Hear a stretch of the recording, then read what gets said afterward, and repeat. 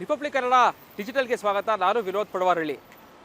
ಮೈಸೂರು ರಾಜಕಾರಣದಲ್ಲಿ ಸದ್ಯ ದೊಡ್ಡ ಮಟ್ಟದ ಚರ್ಚೆ ಆಗ್ತಾ ಇರುವಂಥದ್ದು ಚಾಮರಾಜ ವಿಧಾನಸಭಾ ಕ್ಷೇತ್ರ. ಚಾಮರಾಜ ವಿಧಾನಸಭಾ ಕ್ಷೇತ್ರದಲ್ಲಿ ಈಗಾಗಲೇ ಬಿಜೆಪಿಯಲ್ಲಿ ಟಿಕೆಟ್ ಯಾರಿಗೆ ಸಿಗುತ್ತೆ ಎನ್ನುವಂತಹ ಫೈಟ್ ಈಗಾಗಲೇ ಆರಂಭ ಆಗಿರುವಂಥದ್ದು.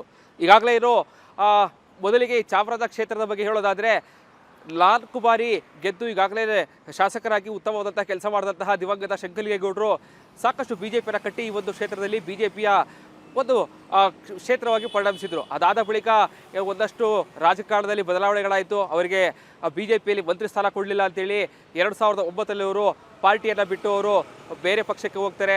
ಅವರಿಗೆ JDS ಇಂದ ಟಿಕೆಟ್ ತಗೊಂಡು ಸ್ಪರ್ಧೆ ಮಾಡ್ತಾರೆ, ಅವರು ಕೂಡ ಸೋಲ್ತಾರೆ. 4 ಬಾರಿ ಸತತವಾಗಿ ಚಾಮರಾಜ ವಿಧಾನಸಭಾ ಕ್ಷೇತ್ರದಿಂದ ಬಿಜೆಪಿಯನ್ನು ಬಾವುಟವನ್ನು ಆರಿಸಂತ ಶಂಕರಲಿಂಗೇಗೌಡರು ಪಕ್ಷವನ್ನು ಸದೃಢವಾಗಿ ಕಟ್ಟಿದ್ರು. ಅದಾದ ಬಳಿಕ ಅವರಿಗೆ ಟಿಕೆಟ್ ಅಂದರೆ JDSಗೆ ಹೋದ ಕಾರಣಕ್ಕಾಗಿ ಅವರಿಗೆ ಟಿಕೆಟ್ ಸಿಗಲಿಲ್ಲ. ಅದಾದ ಬಳಿಕ ಎಲ್ಲಾಗೇಂದ್ರ ಅವರಿಗೆ ಟಿಕೆಟ್ ಬಿಜೆಪಿಯನ್ನು ಕೊಡುತ್ತೆ. ಶಂಕರಲಿಂಗೇಗೌಡರು JDS ಸ್ಪರ್ಧೆ ಮಾಡ್ತಾರೆ. ಮೊದಲ ಬಾರಿಗೆ ವಾಸು ಅವರು 2013 ಏನೋ ಶಾಸಕರಿಗೆ ಆಯ್ಕೆ ಆಗ್ತಾರೆ. ಅದಾದ ಬಳಿಕ 2018ರಲ್ಲಿ ಮತ್ತೆ ಎಲ್ಲಾಗೇಂದ್ರ ಅವರಿಗೆ ಬಿಜೆಪಿ ಟಿಕೆಟನ್ನು ಕೊಡುತ್ತೆ.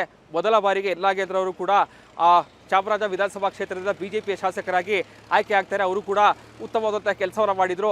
2023ರಲ್ಲಿ ಅವರಿಗೆ ಅಂದರೆ ಈಗಾಗಲೇ ಅವರು ಕೂಡ ಹರೀಶ್ ಗೌಡ ವಿರುದ್ಧ ಸೋಲ್ತಾರೆ. ಕಾಂಗ್ರೆಸ್ನಿಂದ ಹರೀಶ್ ಗೌಡರಿಗೆ ಟಿಕೆಟ್ ಸಿಗುತ್ತೆ. ಅವರು ಕೂಡ ಮೊದಲ ಬಾರಿಗೆ ಶಾಸಕರಾಗಿದ್ದಾರೆ. ಬಹಳ ಪ್ರಮುಖವಾಗಿ ಚಾಮರಾಜ ವಿಧಾನಸಭಾ ಕ್ಷೇತ್ರಕ್ಕೆ ಮಾಜಿ ಸಂಸದ ಪ್ರತಾಪ್ ಸಿಂಹ ಅವರು ಎಂಟ್ರಿಯನ್ನು ಕೊಡ್ತಾ ಇದ್ದಾರೆ. ಇದು ಈಗ ಸಾಕಷ್ಟು ದೊಡ್ಡ ಮಟ್ಟದಲ್ಲಿ ಚರ್ಚೆ ಆಗ್ತಿರುವಂತಹ ವಿಚಾರ.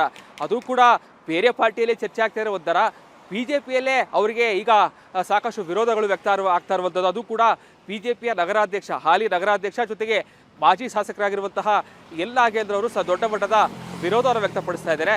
ಬಹಳ ಪ್ರಮುಖವಾಗಿ ಯಾವುದೇ ಕಾರಣಕ್ಕೂ ಕೂಡ ಅವರಿಗೆ ಟಿಕೆಟನ್ನು ಕೊಡಬಾರ್ದು, ನನಗೆ ಟಿಕೆಟನ್ನು ಕೊಡಬೇಕು, ಜೊತೆಗೆ ನಾನೇ 2028ಕ್ಕೆ ಈ ಕ್ಷೇತ್ರದಿಂದ ಗೆದ್ದು ಶಾಸಕರಾಗಿ ಆಯ್ಕೆ ಆಗ್ತೇನೆ ಅಂತೇಳಿ ದೊಡ್ಡ ಮಟ್ಟದ ವಿಶ್ವಾಸವನ್ನು ಕೂಡ ವ್ಯಕ್ತಪಡಿಸ್ತಾ ಇದ್ದಾರೆ. ಇದು ಒಂದು ಕಡೆ. ಈಗಾಗಲೇ ಏನು ಚಾಮರಾಜ ವಿಧಾನಸಭಾ ಕ್ಷೇತ್ರ ಅಂತಂದರೆ ಒಕ್ಕಲಿಗರು ಅತಿ ಹೆಚ್ಚು ಪ್ರಾಬಲ್ಯ ಹೊಂದಿರುವಂತಹ ಕ್ಷೇತ್ರ. ಕಳೆದ 10-20 ವರ್ಷಗಳಿಂದಲೂ ಕೂಡ ಯಾರೇ ಗೆದ್ದರೂ ಕೂಡ ಒಕ್ಕಲಿಗರು ಶಾಸಕ ಈ ಒಂದು ಕ್ಷೇತ್ರದಿಂದ ಆಯ್ಕೆಯಾಗಿ ಬರ್ತಾ ಇದ್ದಾರೆ. ಸೊ ಹೀಗಾಗಿ ಸಹಜವಾಗಿಯೇ 2 ಬಾರಿ ಸಂಸದರಾಗಿ ಮೈಸೂರು ಮತ್ತು ಕೊಡಗು ಕ್ಷೇತ್ರ ಸಂಸದರಾಗಿ ಕೆಲಸವನ್ನು ಮಾಡಿದಂತಹ ಪ್ರತಾಪ್ ಸಿಂಹ ಅವರಿಗೆ ಕಳೆದ ಲೋಕಸಭಾ ಚುನಾವಣೆಯಲ್ಲಿ ಅವರಿಗೆ ಟಿಕೆಟನ್ನು ತಪ್ಪಿಸಲಾಯಿತು.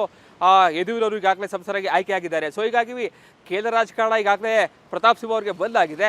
ಸೊ ಸಹಜವಾಗಿ ಅವರು ರಾಜ್ಯ ರಾಜಕಾರಣದ ಮುಖ ಮಾಡಬೇಕಾಗಿತ್ತು. ಸೊ ಹೀಗಾಗಿ ಅವರ ಆಯ್ಕೆ ಚಾಮರಾಜ ವಿಧಾನಸಭಾ ಕ್ಷೇತ್ರ ಆಗಿರುವಂಥದ್ದು. ಕಳೆದ 4 ದಿನಗಳ ಹಿಂದೆ ಈಗಾಗಲೇ ಒಂದು ಕ್ಯಾಲೆಂಡರ್ ಬಿಡುಗಡೆ ಮಾಡುವಂತಹ ನೆಪದಲ್ಲಿ ರಾಜ್ಯ ರಾಜಕಾರಣಕ್ಕೆ ಎಂಟ್ರಿಯನ್ನು ಕೊಡ್ತಾ ಇದ್ದಾರೆ. ಜೊತೆಗೆ ಚಾಮರಾಜ ವಿಧಾನಸಭಾ ಕ್ಷೇತ್ರ ನನ್ನ ಆಯ್ಕೆ ಅಂತೇಳಿ ಈಗಾಗಲೇ ಅವರು ಘೋಷಣೆ ಕೂಡ ಮಾಡಿದರು. ಇದಾದ ಬಳಿಕ ಯಾವಾಗ ಅವರು ಚಾಮರಾಜ ವಿಧಾನಸಭಾ ಕ್ಷೇತ್ರಕ್ಕೆ ನಾನು ಬರ್ತೀನಿ ಅಂತೇಳಿ ಒಂದು ಘೋಷಣೆಯನ್ನು ಮಾಡಿದ್ರು, ಅದಾದ ಬಳಿಕ ಅವರ ಪಕ್ಷದಲ್ಲೇ ದೊಡ್ಡ ಮಟ್ಟದ ಈಗಾಗಲೇ ಭಿನ್ನಮತ ಸ್ಫೋಟ ಆಗಿರುವಂಥದ್ದು. ನೇರವಾಗಿ ಪ್ರತಾಪ್ ಸಿಂಹ ಅವರ ವಿರುದ್ಧ ಈಗ ಮಾಜಿ ಶಾಸಕ ಹಾಲಿ ನಗರಾಧ್ಯಕ್ಷ ನಾಗೇಂದ್ರ ಅವರು ದೊಡ್ಡ ಮಟ್ಟದ ಅಸಮಾಧಾನ ವ್ಯಕ್ತಪಡಿಸ್ತಾ ಇದ್ದಾರೆ. ಜೊತೆಗೆ ಯಾವುದೇ ಕಾರಣಕ್ಕೂ ಕೂಡ ಅವರು ಮಾತನಾಡ್ತಾ ಇರುವಂತಹ ಪ್ರತಿಯೊಂದು ಮಾತು ಕೂಡ ಪ್ರತಾಪ್ ಸಿಂಹ ಅವರ ವಿರುದ್ಧ ನೇರವಾಗಿ ವಾಗ್ದಾಳಿ ನಡೆಸ್ತಾ ಇದ್ದಾರೆ. ಹಿಂದೂ ಹುಲಿ ಅಂತ ಹೇಳುವಂತಹ ಪ್ರತಾಪ್ ಸಿಂಹ ಅವರು ರಾಜ್ಯದ ಬೇರೆ ಕ್ಷೇತ್ರಗಳನ್ನು ನೋಡ್ಕೋಬೇಕು, ಯಾವುದೇ ಕಾರಣಕ್ಕೂ ಕೂಡ ಚಾಮರಾಜ ವಿಧಾನಸಭಾ ಕ್ಷೇತ್ರವನ್ನು ಬಿಟ್ಕೊಡುವಂತಹ ಮಾತೇ ಇಲ್ಲ ಅನ್ನುವಂತಹ ಏನು ನೇರವಾಗಿ ಪ್ರತಾಪ್ ಸಿಂಹ ವಿರುದ್ಧ ವಾಗ್ದಾಳಿ ನಡೆಸುವ ಮೂಲಕವಾಗಿ ದೊಡ್ಡ ಮಟ್ಟದ ಭಿನ್ನಮತ ಬಿಜೆಪಿಯಲ್ಲಿ, ಅದು ಕೂಡ ಚಾಮರಾಜ ಕ್ಷೇತ್ರದಲ್ಲಿ ಸ್ಫೋಟಗೊಂಡಿರುವಂಥದ್ದು. ಈಗಾಗಲೇ ಏನು ಕಳೆದ 6-7 ತಿಂಗಳಿಂದಲೂ ಕೂಡ ಮಾಜಿ ಸಂಸದ ಪ್ರತಾಪ್ ಸಿಂಹ ಅವರು ಚಾಮರಾಜ ವಿಧಾನಸಭಾ ಕ್ಷೇತ್ರದ ಪ್ರತಿಯೊಂದು ಕಾರ್ಯಕ್ರಮಗಳಲ್ಲಿ ಭಾಗಿಯಾಗ್ತಾ ಇದ್ದಾರೆ. ಯಾರೇ ಮದುವೆ ಇರ್ಬೋದು ಅಥವಾ ಯಾರೇ ಸಾವನ್ನಪ್ಪಿದ್ರು ಕೂಡ ಪ್ರತಿಯೊಂದು ಕಾರ್ಯಕ್ರಮಗಳಿಗೆ ಹೋಗಿ ಅವರನ್ನು ಭೇಟಿ ಮಾಡಿ ಇಡೀ ಕ್ಷೇತ್ರದಾದ್ಯಂತ ಓಡಾಟ ನಡೆಸ್ತಾ ಇದ್ದಾರೆ. ಸೊ ಹೀಗಾಗಿ ಎಲ್ಲೋ ಒಂದು ಕಡೆ ಅವರು ಈ ಕ್ಷೇತ್ರಕ್ಕೆ ಬರ್ತಾರೆ ಅಂತ ಹೇಳಲಾಗ್ತಾ ಇತ್ತು. ಕಳೆದ 4 ದಿನಗಳಿಂದ ಏನು ಕ್ಯಾಲೆಂಡರ್ ಬಿಡುಗಡೆ ಮಾಡುವಂತಹ ನೆಪದಲ್ಲಿ ಅವರು ಕ್ಷೇತ್ರಕ್ಕೆ ಎಂಟ್ರಿಯನ್ನು ಕೊಟ್ಟಿದ್ದಾರೆ. ಈಗ ದೊಡ್ಡ ಮಟ್ಟದ ಭಿನ್ನಮತ ಸ್ಫೋಟ ಆಗಿರುವಂಥದ್ದು. ಎಲ್ಲಾಗೇಂದ್ರ ಅವರು ನೇರವಾಗಿ ಅವರು ರಾಜ್ಯ ರಾಜಕಾರಣಕ್ಕೆ ಬರ್ತಾರೋ, ಅದನ್ನು ಕೂಡ ಚಾಮರಾಜ ವಿಧಾನಸಭಾ ಕ್ಷೇತ್ರವನ್ನು ಆಯ್ಕೆ ಮಾಡಿಕೊಂಡಿರೋದಕ್ಕೆ ನೇರವಾಗಿ ಈಗಾಗಲೇ ಅವರು ವಿರೋಧವನ್ನು ವ್ಯಕ್ತಪಡಿಸ್ತಾ ಇದ್ದಾರೆ. ಇದು ಒಂದು ಕಡೆ ಆದರೆ, ಇನ್ನು ಕ್ಷೇತ್ರದಲ್ಲೂ ಕೂಡ ಒಂದಷ್ಟು ಚರ್ಚೆಗಳದ್ದು ಬಹಳ ದೊಡ್ಡ ಮಟ್ಟದಲ್ಲಿ ನಡೀತಾ ಇದೆ. ಯಾಕೆಂತಂದರೆ ಪ್ರತಾಪ್ ಸಿಂಹ ಅವರು ಸದ್ಯಕ್ಕೆ ಈಗ ರಾಜ್ಯ ರಾಜಕಾರಣಕ್ಕೆ ಬರ್ತೀನಿ, ಜೊತೆಗೆ ಚಾಮರಾಜ ವಿಧಾನಸಭಾ ಕ್ಷೇತ್ರದಲ್ಲಿ ನಾನು ಆಯ್ಕೆ ಮಾಡ್ಕೊಂಡಿದ್ದೀನಿ ಅಂತ ಹೇಳಿದ್ದಾರೆ. ಟಿಕೆಟ್ ನನಗೆ ಸಿಗುತ್ತೆ ಅಂತ ಅವ್ರು ಎಲ್ಲೂ ಕೂಡ ಹೇಳಿಲ್ಲ. ಆದರೆ ಎಲ್ಲಾಗೇಂದ್ರ ಅವರು ಈ ರೀತಿಯಾಗಿ ನೇರವಾಗಿ ವಾಗ್ದಾಳಿಯನ್ನು ಮಾಡಿರುವಂಥದ್ದು ಎಲ್ಲೋ ಒಂದು ಕಡೆ ಕ್ಷೇತ್ರದಲ್ಲಿ ದೊಡ್ಡ ಮಟ್ಟದ ಸದ್ದನ್ನು ಮಾಡ್ತಾ ಇದೆ. ಸೊ ಹೀಗಾಗಿ ಕ್ಷೇತ್ರದ ಜನರು ಕೂಡ ಯಾವ ರೀತಿಯಾದಂತಹ ಪ್ರತಿಕ್ರಿಯೆಯನ್ನು ಕೊಡ್ತಾ ಇರೋದು ಕೂಡ ಬಹಳ ಪ್ರಾಮುಖ್ಯತೆ ಪಡ್ಕೊಳ್ತಾ ಹೋಗುತ್ತೆ. ಯಾಕಂದರೆ ಪ್ರತಾಪ್ ಸಿಂಹ ಅವರಿಗೆ ನಿಜಕ್ಕೂ ಕೂಡ ಅವರು ರಾಷ್ಟ್ರ ರಾಜಕಾರಣ ಇರ್ಬೋದು, ರಾಜ್ಯ ರಾಜಕಾರಣದಲ್ಲಿ ತಲೆಯಾದಂತಹ ವರ್ಚಸ್ಸನ್ನು ಇಟ್ಕೊಂಡಿದ್ದಾರೆ. ಸೊ ಹೀಗಾಗಿ ಕ್ಷೇತ್ರದಲ್ಲೂ ಕೂಡ ಒಂದಷ್ಟು ಈಗಾಗಲೇ ಚಾಮರಾಜನಗರ ವಿಧಾನಸಭಾ ಕ್ಷೇತ್ರ ಯಾರ ಸ್ವತ್ತು ಅಲ್ಲ. ಸೊ ಹೀಗಾಗಿ ಯಾರು ಏನೇ ಮಾಡಿದ್ರು ಕೂಡ ಅಂತಿಮವಾಗಿ ಪಾರ್ಟಿಯ ಹೈಕಮಾಂಡ್ ಯಾರಿಗೆ ಟಿಕೆಟನ್ನು ಕೊಡುತ್ತೆ ಅವರು ಅಭ್ಯರ್ಥಿಗೆ ಆಯ್ಕೆ ಆಗುವುದು ಬಹುತೇಕ ಖಚಿತ. ಸೊ ಹೀಗಾಗಿ ಬಿಜೆಪಿಯಲ್ಲಿ ಈಗ ಇದ್ದಿರುವಂತಹ ಭಿನ್ನಮತ ಏನಿದೆ ಇದು ಹೀಗೆ ಮುಂದುವರಿದಿದೆ ಆದಲ್ಲಿ 2028ರ ಚುನಾವಣೆಗೆ ಇದು ದೊಡ್ಡ ಮಟ್ಟದ ಪರಿಣಾಮ ಉಂಟಾಗೋದ್ರಲ್ಲಿ ಯಾವುದೇ ರೀತಿಯಾದ ಅನುಮಾನಗಳಿಲ್ಲ. ಯಾಕಂತಂದರೆ ಇಬ್ಬರ ಜಗಳಿಂದ ಮೂಲೆಯವರಿಗೆ ಲಾಭ ಅನ್ನುವಂತಹ ಸ್ಥಿತಿ ಚಾಮರಾಜನಗರ ವಿಧಾನಸಭಾ ಕ್ಷೇತ್ರದಲ್ಲಿ ಉಂಟಾಗುತ್ತೆ. ಸೊ ಹೀಗಾಗಿ ರಾಜ್ಯ ನಾಯಕರು ಈ ಒಂದು ಕ್ಷೇತ್ರದ ಅದರಲ್ಲೂ ಕೂಡ ಪ್ರತಾಪ್ ಸಿಂಹ ಅವರು ರಾಜ್ಯ ರಾಜಕೀಯ ಬರ್ತಾ ಇರೋ ಕಾರಣಕ್ಕಾಗಿ ಅವರ ಆ ಕ್ಷೇತ್ರದ ಬಗ್ಗೆ ಈಗಾಗಲೇ ಚಾಮರಾಜನಗರ ವಿಧಾನಸಭಾ ಕ್ಷೇತ್ರದ ಬಗ್ಗೆ ಅವರು ಪ್ರತಾಪ್ ಸಿಂಹ ಯಾವುದೇ ಕಡೆಗೆ ಬರಬಾರ್ದು ಅಂತ ಹೇಳಿದ್ದಾರೆ. ಸೊ ಹೀಗಾಗಿ 2028ರ ವಿಧಾನಸಭಾ ಚುನಾವಣೆ ದೃಷ್ಟಿಯಲ್ಲಿಟ್ಕೊಂಡು ಯಾವ ನಿರ್ಧಾರವನ್ನು ತೆಗೆದುಕೊಳ್ತಾರೆ ಅನ್ನೋದು ಕೂಡ ಭಾಳ ಪ್ರಾಮುಖ್ಯತೆ ಪಡೆದುಕೊಳ್ತಾಗುತ್ತೆ. ಚುನಾವಣೆಗೆ ಇನ್ನೂ 2.5 ವರ್ಷ ಬಾಕಿ ಇದ್ರೂ ಕೂಡ ಈಗಲಿಂದಲೇ ಎಲ್ಲೋ ಒಂದು ಕಡೆ ತಿಕ್ಕಾಟಗಳು ಚಾಮರಾಜನಗರ ವಿಧಾನಸಭಾ ಕ್ಷೇತ್ರದಲ್ಲಿ, ಅದು ಕೂಡ ಬಿಜೆಪಿಯ ಸ್ವಪಕ್ಷದ ಮಾಜಿ ಸಂಸದರ ವಿರುದ್ಧವೇ ಮಾಜಿ ಶಾಸಕರು ನೇರವಾಗಿ ವಾಗ್ದಾಳಿ ನಡೆಸ್ತಾ ಇದ್ದಾರೆ.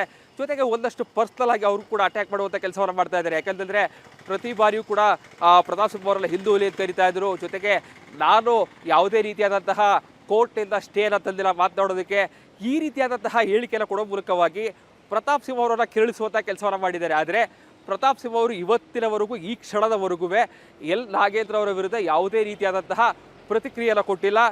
ಅವರು ಸದ್ಯಕ್ಕೆ ಕಳೆದ 4 ದಿನಗಳ ಹಿಂದೆ ಅಷ್ಟೇ ಇವರು ಪ್ರೆಸ್ ಮೀಟನ್ನು ಮಾಡಿ ನಾನು ಚಾಮರಾಜನಗರ ವಿಧಾನಸಭಾ ಕ್ಷೇತ್ರದಿಂದ ಸ್ಪರ್ಧೆಯನ್ನು ಬಯಸಿದ್ದೇನೆ ಅಂತ ಹೇಳಿದ್ದಾರೆ. ಆದರೆ ಟಿಕೆಟ್ ಇಲ್ಲಿವರೆಗೂ ಕೂಡ ನನಗೆ ಸಿಗುತ್ತೆ ಇರುವಂತಹ ವಿಶ್ವಾಸ ಕೂಡ ವ್ಯಕ್ತಪಡಿಸಿಲ್ಲ. ಸ್ಪರ್ಧೆ ಜೊತೆಗೆ ಆಕಾಂಕ್ಷಿಯಾಗಿರೋದಕ್ಕೆ ಎಲ್ರಿಗೂ ಕೂಡ ಹಕ್ಕಿದೆ. ಸೊ ಹೀಗಾಗಿ ಈ ಒಂದು ಅಂದರೆ ನಾನು ವಿಧಾನಸಭಾ ಚುನಾವಣೆಗೆ ಬರ್ತೀನಿ ಅಂತ ಹೇಳೋ ತಕ್ಷಣದಲ್ಲಿ ಈ ರೀತಿಯಾದಂತಹ ವಿರೋಧಗಳು ವ್ಯಕ್ತವಾಗ್ತಾ ಇದೆ ಅಂತಂದರೆ ಬಿಜೆಪಿಯಲ್ಲಿ ಇರುವಂತಹ ಒಂದಷ್ಟು ಬೆಳವಣಿಗೆಗಳು ಈಗ ಸಾಕಷ್ಟು ದೊಡ್ಡ ಮಟ್ಟದ ಚರ್ಚೆಗಳಾಗ್ತಾ ಇರುವಂಥದ್ದು. ಸೊ ಹೀಗಾಗಿ ಕ್ಷೇತ್ರದ ಜನರು ನಾಗೇಂದ್ರ ಅವ್ರ ಪರವಾಗಿರ್ತಾರಾ ಅಥವಾ ಮಾಜಿ ಸಂಸದ ಪ್ರತಾಪ್ ಸಿಂಹ ಅವ್ರ ಪರವಾಗಿರ್ತಾರಾ, ಇದು ಚುನಾವಣೆಯ ಸಂದರ್ಭದಲ್ಲಿ ಗೊತ್ತಾಗುತ್ತೆ. ಆದರೆ 2.5 ವರ್ಷ ಇರುವಾಗಲೇ ಈಗಲಿಂದಲೇ ಈ ರೀತಿಯಾದಂತಹ ಟಿಕ್ಕಾಟಗಳು ನಡೀತಾ ಇರುವಂಥದ್ದು ಬಿಜೆಪಿಗೆ ಎಲ್ಲೋ ಒಂದು ಕಡೆ, ಅದರಲ್ಲೂ ಕೂಡ ಬಿಜೆಪಿ ಗೆಲ್ಲಬಹುದಾದಂತಹ ಒಂದು ಕ್ಷೇತ್ರಗಳ ಪೈಕಿ ಚಾಮರಾಜನಗರ ವಿಧಾನಸಭಾ ಕ್ಷೇತ್ರವೂ ಕೂಡ ಒಂದು. ಯಾಕಂತಂದರೆ ಈ ಹಿಂದೆ ಶಂಕರಲಿಂಗೇಗೌಡರು 4 ಬಾರಿ ಗೆದ್ದಿದ್ರು. ಸೊ ಹೀಗಾಗಿ ಈಗಲಿಂದಲೇ ಈ ರೀತಿಯಾದಂತಹ ಫೈಟ್ಗಳು ಶುರು ಆಗೋದಾದರೆ ಮುಂದಿನ ವಿಧಾನಸಭಾ ಚುನಾವಣೆಗೆ ದೊಡ್ಡ ಮಟ್ಟದ ಡ್ಯಾಮೇಜ್ ಅಂತೂ ಹಾಗೆ ಆಗುತ್ತೆ. ಸೊ ಹೀಗಾಗಿ ರಾಜ್ಯ ನಾಯಕರಿರ್ಬೋದು, ಕೇಂದ್ರ ನಾಯಕರಿರ್ಬೋದು, ಈಗಾಗಲೇ ಪ್ರತಾಪ್ ಸಿಂಹ ಅವರು ಈ ಒಂದು ಕ್ಷೇತ್ರವನ್ನು ಆಯ್ಕೆ ಮಾಡಿಕೊಂಡಿದ್ದಾರೆ. ಸೊ ಹೀಗಾಗಿ ಅವರಿಗೆ ಟಿಕೆಟ್ ಸಿಗ್ಬಿಡುತ್ತೆ ಅಂತ ಹೇಳೋದಕ್ಕಾಗೋದಿಲ್ಲ. ಯಾಕಂತಂದರೆ ಅವರು ಮತ್ತು ರಾಜ್ಯ ನಾಯಕರು ಮತ್ತು ರಾಷ್ಟ್ರ ನಾಯಕರ ಜೊತೆ ಇರುವಂತಹ ಸಂಬಂಧ ಯಾವ ರೀತಿಯಾಗಿದೆ ಅನ್ನೋದು ಎಲ್ಲರಿಗೂ ಕೂಡ ಗೊತ್ತೇ ಇದೆ. ಸೊ ಹೀಗಾಗಿ ಇದೆಲ್ಲ ತಿಕ್ಕಾಟದ ಬಗ್ಗೆ ರಾಜ್ಯ ಬಿಜೆಪಿ ಜೊತೆಗೆ ಕೇಂದ್ರ ನಾಯಕರು ಯಾವ ನಿರ್ಧಾರವನ್ನು ತೆಗೆದುಕೊಳ್ತಾರೆ ಅನ್ನೋದ್ರ ಮೇಲೆ ಬಿಜೆಪಿಯ ಟಿಕೆಟ್ ನಿರ್ಧಾರ ಆಗುತ್ತೆ. ಒಂದು ವೇಳೆ ಪ್ರತಾಪ್ ಸಿಂಹ ಅವರು ಕೊಟ್ಟರು ಕೂಡ ಅದರ ಪ್ಲಸ್ ಮೈನಸ್ ಎಲ್ಲವನ್ನೂ ಕೂಡ ತೂಕವನ್ನು ಹಾಕಿ ಟಿಕೆಟನ್ನು ಕೊಡಬೇಕಾಗುವಂಥದ್ದು. ಮತ್ತೊಂದು ಕಡೆ ನಾಗೇಂದ್ರ ಟಿಕೆಟನ್ನು ಪಡೆದುಕೊಂಡು ಬಂದರೂ ಕೂಡ ಪ್ಲಸ್ ಮೈನಸ್ ಎಲ್ಲವನ್ನೂ ಕೂಡ ಈಗಾಗಲೇ ಚರ್ಚೆಗಳು ಆಗೇ ಆಗುತ್ತೆ. ಸೊ ಹೀಗಾಗಿ 2.5 ವರ್ಷಗಳು ಇರುವಾಗಲೇ ಈ ರೀತಿಯಾದಂತಹ ತಿಕ್ಕಾಟಗಳು ಶುರು ಆದರೆ ಚಾಮರಾಜನಗರ ವಿಧಾನಸಭಾ ಕ್ಷೇತ್ರದ ಪರಿಣಾಮ ಮೈಸೂರು ಜಿಲ್ಲೆಯ ಬಹುತೇಕ ಕ್ಷೇತ್ರಗಳಿಗೂ ಕೂಡ ಹೊಡೆತ ಬೀಳುವಂತಹ ಸಾಧ್ಯತೆ ಇರುತ್ತೆ. ಸೊ ಹೀಗಾಗಿ ಕೇಂದ್ರ ನಾಯಕರು ಮತ್ತು ರಾಜ್ಯ ನಾಯಕರು ಈ ಕ್ಷೇತ್ರದ ಬಗ್ಗೆ ಯಾವ ನಿರ್ಧಾರವನ್ನು ತೆಗೆದುಕೊಳ್ತಾರೆ ಅನ್ನೋದು ಕೂಡ ಈಗ ಸಾಕಷ್ಟು ಕುತೂಹಲ ಮೂಡಿಸ್ತಾ ಇರುವಂಥದ್ದು.